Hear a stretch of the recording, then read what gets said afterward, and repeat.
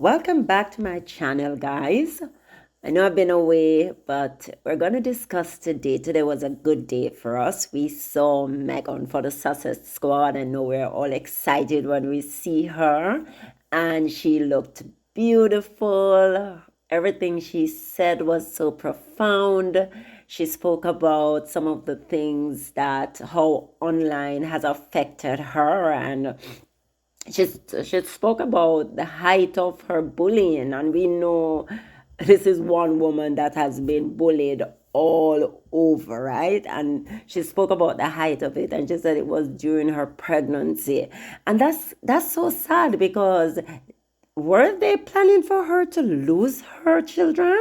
Because she said at the height of it was when she was pregnant with Archie, when she was pregnant with Lily, and also just in their younger years. So she had to take a backseat. She came off social media totally just for her own, mental health, because obviously it wasn't doing her, it wouldn't have done her any good if she listen to all the negative things.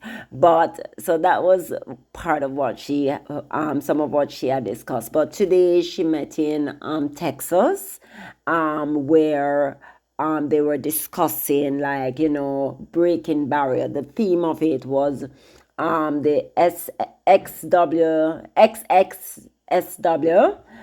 It's about International Women's Day, where they're just shedding light on how women has advanced in media and being a mother. What are some of the challenges that they have been facing? And the theme was breaking barriers and challenging stereotype. Because of course, women are faced with a lot of challenges in life. They're faced with a lot of stereotype. We put everybody in one basket, and we don't see how important representation is.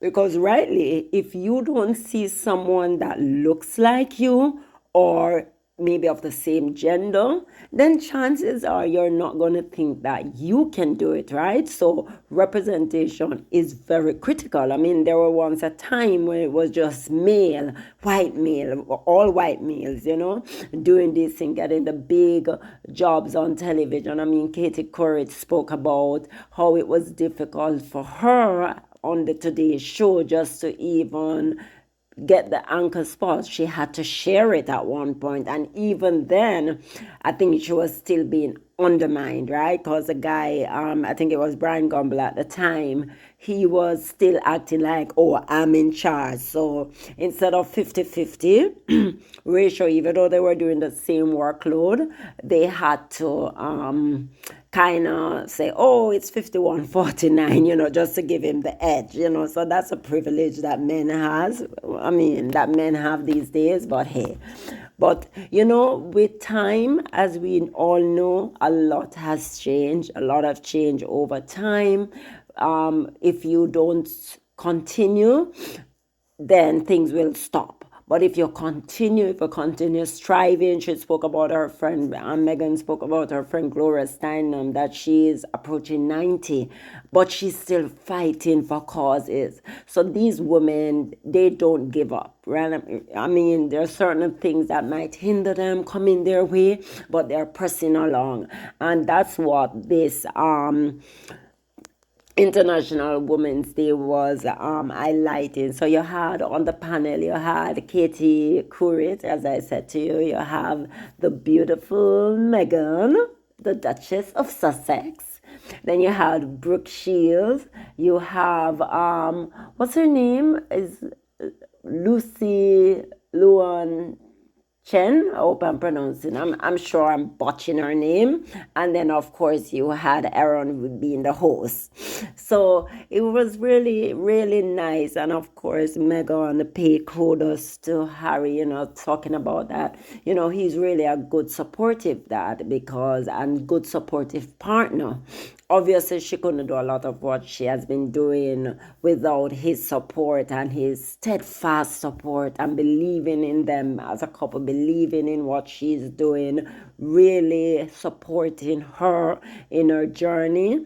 Because a lot of the hate is mostly geared towards her. They're just trying to find, oh, this Jezebel woman come and take away her prince. And Harry, I mean, recently they start coming down on Harry a lot because of obviously the book. But Harry is a good husband, he's a good father, and he's standing by his family.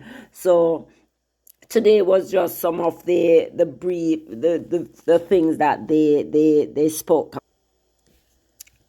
As I was mentioning, where she was saying that she opened up about some of the hateful rhetoric that came at her, the cyberbullying, the threat, the just constant berating, making you feel less than a human being. And she said it was while she was pregnant with the kids, as I mentioned before. And she talked about social media use and claimed most of the online hate she experienced was just coming. She mentioned that most of it came from women. Isn't that ironic? I am always of the opinion that women, we tend to be the one to tear each other down. I hate it.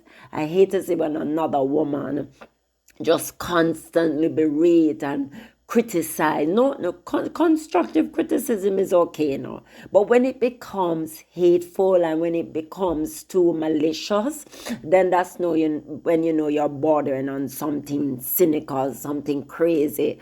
You're not being fair to the person. You are seeing the person as inhumane, because you're taking it to another level. So that to me is a lot of women, we tend to just be mean spirited and always have a go, always have a go. And a lot of it now, we don't even know if these people really hate. It could be because it's a paycheck away, because of course they have a YouTube channel and they want to just say the meanest thing because that's where the clicks are, the clickbait. So it's sad that we're doing things so much because of the monetary gain, but not making a lot of sense with what we're doing. We don't realize that it is affecting the generation that we currently live in, the ones that's coming after us, because social media, I think, is here to stay. But I do think they need to put in certain measures to make it more user friendly, to make it more safe. It should be a safe space for children, especially, right? Because when the kids go on, they're seeing all of these crazy stuff and there's no way they're filtering out, right? Because once Facebook see that, they tend to go on certain things, they feed it at them, push it out. So it was very important that she spoke about, how she dealt with it, how she felt, in terms of sometimes you just have to switch it off, right? Sometimes for your own mental well-being, for your own safety of your family, for your own peace of mind, you have to cut. But I think today was a beautiful day. These are a lot of the things that Megan have always advocated for. She's really a feminist. She's someone who believes in women's rights. She believes in equity. She believes in equal pay for men and women. She believes in a more humane society, where women are not treated less than, and not even men, right, Arthur? We don't want anybody to be treated less than, but we just don't want women to be relegated to nothing, like they're not valued. So I am happy that she was able to shed some light on her experience, the support she has from Harry, what she's doing at the Archer Foundation in terms of shedding light on a lot of these areas that she believes that she can support and shed more of a spotlight on. So these are very important things that she's doing. You can see that there's a lot of things on the slate coming up for them. There's a lot of things that's impending. They're working on the television side of it. They're working on philanthropy. They're working on Invictus. They're working on getting out there, supporting people, supporting the less fortunate. So all in all, I think today was just a beautiful day. The other panelists, I didn't even get a chance to get into everything they said or what they said, but it was an overall good day in terms of how they presented. They had different points of view in terms of different topics that they wanted to talk about. Some spoke about women in media, how can we effect change? The internet, as I spoke about, Brooke Shields talked about when she was young and that she was portrayed as a prostitute at 11, even though Megan was writing letter to Procter and Gamble trying to effect change. That is not women in the kitchen, it's people all over the world. So don't single out women like women must be barefoot and pregnant in the kitchen and they must be the one to take care of everything. It should be a supportive home, a supportive culture. So I am just really happy that these dynamic and intelligent women, from different spheres in life, different walks in life, can come together and try to bring us together in terms of, guys, listen, the internet is there, things are happening, we're making progress, but we have some more ways to go. So let us just focus on those things. And again, I'm happy to see Megan, your fashion is always so, it's simple but elegant, if you know what I mean. She's always just know how to put herself together. No fuss about her style, but it's always, I mean, she can take the simplest of clothing and make it look fashionable, and there's a sense of style to her. And so I like how she always put herself together. So for me, women's representation in media and entertainment obviously has come a long way.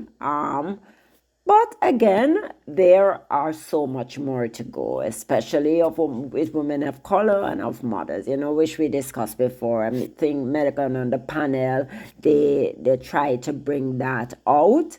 So the person's name I was trying to remember is Nancy Wang Yuen. Yes, Nancy Wang, and the moderator was Erin Haynes.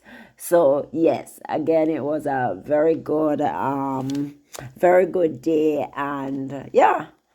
Hopefully, you guys enjoy it. Again, thank you so much for watching.